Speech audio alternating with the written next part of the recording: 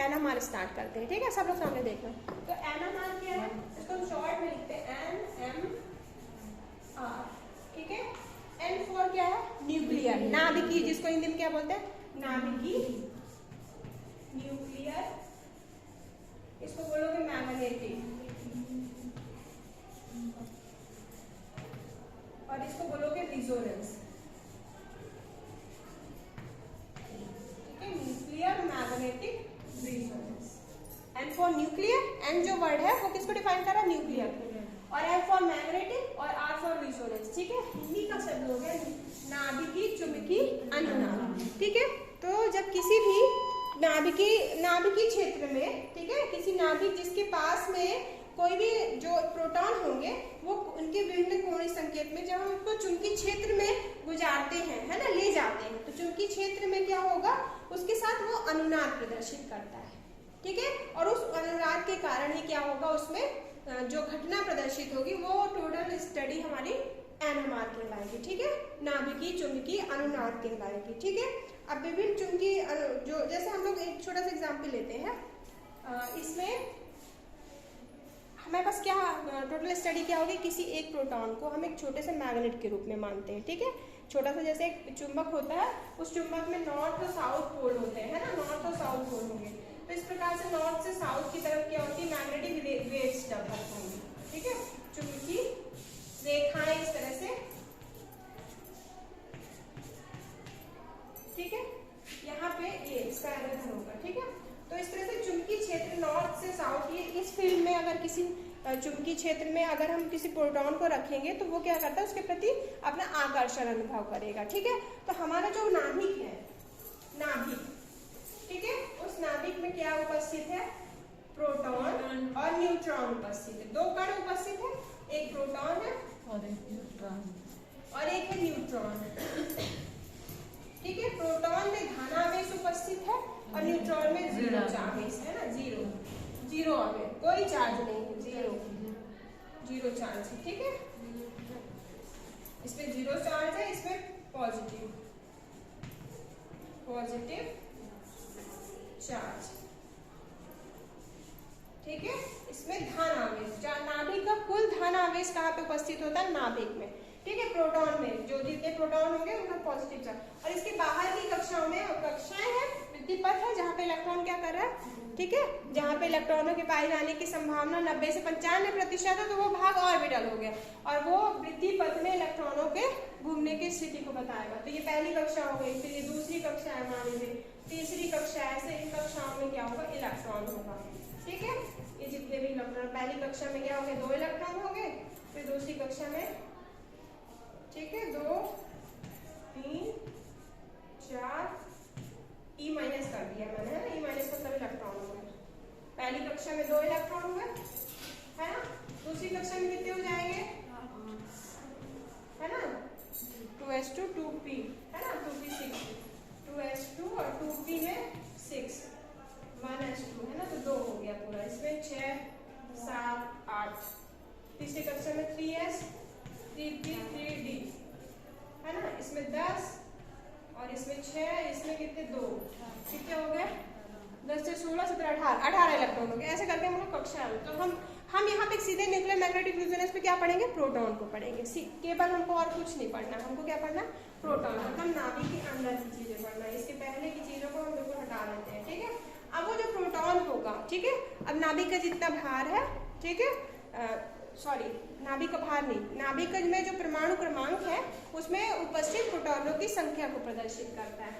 अब वो कितने प्रोटॉन है उसके आधार पे ऑड नंबर है, इवन नंबर है। ठीक है, तो उनका क्या है, एक मैग्नेटिक फील्ड डेवलप होगा। मैग्नेटिक फील्ड का मतलब है जब हम इसको किसी प्रोटॉन को हम छोटे से चुंबक के रूप में प्रदर्शित करते हैं, और जब इसको चुंबकीय क्षेत्र में रखा जाता है तो 2 ऊर्जा क्षेत्रों में ये क्या करता है, अपना स्थानांतरण कर लेता है, रिजोनेंस प्रदर्शित करता है। ठीक है, ये रिजोनेंस क्या होगा, इस प्रकार से मान लीजिए हम लोग ग्राफ में शो कर रहे हैं। ठीक है, एक हमारा ये एनर्जी एरिया है और दूसरा ये वाला एनर्जी एरिया है। ठीक है, तो छोटा सा जो प्रोटॉन था हमारा, वो 2 एनर्जी लेवल में ऊपर से नीचे ऊर्जा स्तर को प्रदर्शित किया है यहाँ पे मैंने। और ठीक है, तो ये इस एरिया में यहाँ से एक लोअर एनर्जी स्टेट है उसकी और एक उसकी हायर है। तो समानांतर जो ऊर्जा क्षेत्र है वो नीचे वाला है, ठीक है, ठीक है, और एक क्या प्रति समानांतर है, ठीक है। डिशील्डिंग इफेक्ट है ये। डिशील्डिंग इफेक्ट क्या होता है, उसका खुद का चुंबकीय व्यवहार हो गया और साथ में अतिरिक्त चुंबकीय क्षेत्र उसको मैंने दे दिया, तो उस स्थिति में क्या होगा, वो कभी कभी उस चुंबकीय क्षेत्र को क्या करेगा, परिरक्षित करेगा, मतलब उसको बढ़ाएगा, और कभी कभी उस परिरक्षित क्षेत्र के विपरीत क्रम में प्रदर्शित होगा।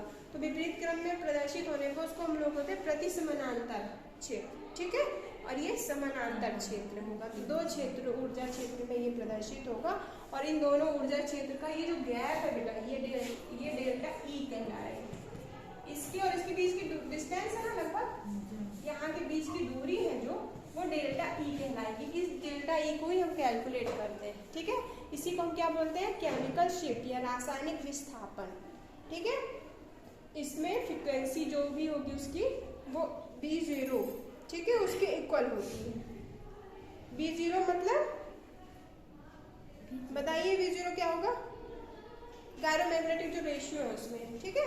अब जैसे देखिए हम लोग एक छोटा सा एग्जांपल लेते हैं टॉलुइन का, CH3 C6H5, टॉलुइन है C6H5, ये टॉलुइन हो गया। तो यहाँ पे जब हम इसका स्पेक्ट्रा देखते हैं तो ये बस इसमें ओवरऑल स्टडी किसकी होगी, प्रोटॉन की होगी, और एक ही तरह के प्रोटॉन की होगी, ठीक है। तो मैं H प्रोटॉन की बात करूंगी, हाइड्रोजन प्रोटॉन की, ठीक है।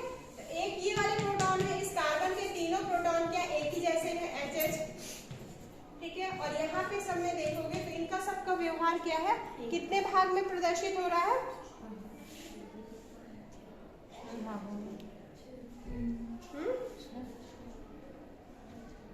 6 नहीं है, क्या हम एनवायरनमेंट देखते हैं, ठीक है। मैं इसको भी समझाती हूँ आप लोग को, ठीक है, इसको समझाती हूँ क्योंकि अभी ऐसे नहीं समझ पाओगे आप लोग,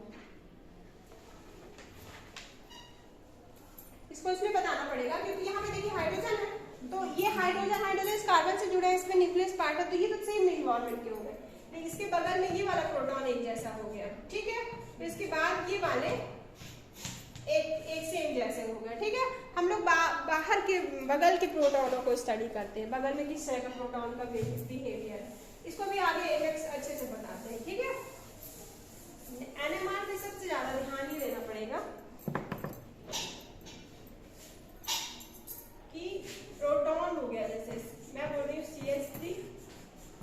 CH3OH, मैंने लिखा है इसको, सॉरी CH2OH, तो यहाँ पे देखिए इस कार्बन से 3 प्रोटॉन जुड़े हुए,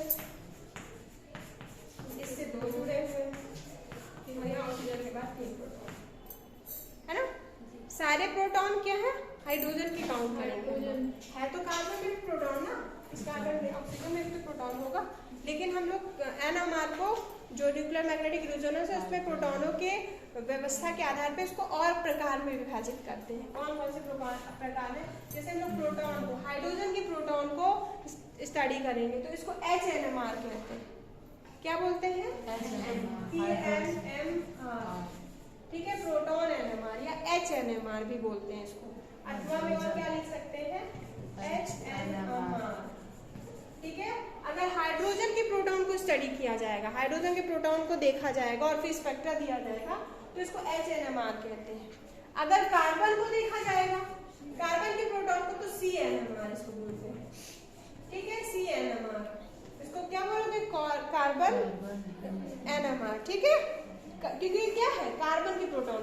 फिर हम लोग ये हाइड्रोजन का स्टडी नहीं करेंगे, केवल ये 2 कार्बन को देखेंगे, ठीक है। इनके दोनों प्रोटॉन को क्या इफेक्ट यहाँ पे डाल रहा है उसको स्टडी करना पड़ेगा। एक होता है फास्फोरस का प्रोटॉन NMR, फास्फोरस NMR, ठीक है,